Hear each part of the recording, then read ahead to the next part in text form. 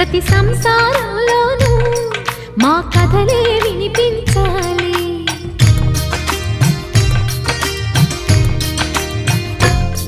ఆ సిరిని శ్రీహరిని మా జతలో చూపించాలి.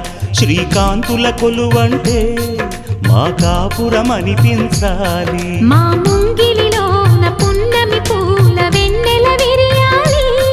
మా చక్కని జంట చుక్కల తోట పరిపాలించాలి. కలలో ఇలలో ఏ కన్నకి ఇలాంటి పతి రాడనిపించే వరుణ్ణే వరముగా ఇవ్వండి.